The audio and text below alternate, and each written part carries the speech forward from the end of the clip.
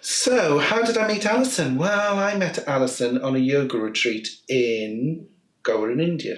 And we soon found that we did have something in common, which was that when we did headstand, we both farted, much to our amusement. And we used to giggle every time we used to have to do an inversion, such as a headstand. And we bonded. So we met a couple of times in early 2010, and when I met, I think it was early June in 2010, we met up in Covent Garden in London. And a previous few days to that, I had been diagnosed with stage 3 bowel cancer.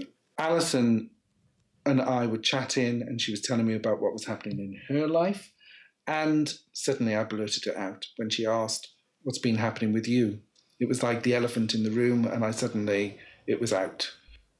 And then she did something which was rather random. She offered to write letters to me. And I have no idea what possessed me to offer to write letters to Brian, partly because I was no writer, and also because I'd said that the letters would make you laugh, and I had no idea what was funny about cancer. But a promise was a promise, and you had cancer, and all I had to do was write a letter.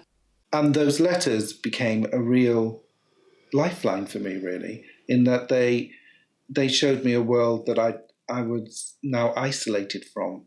And the letters were really nothing clever at all. They were just about everyday things.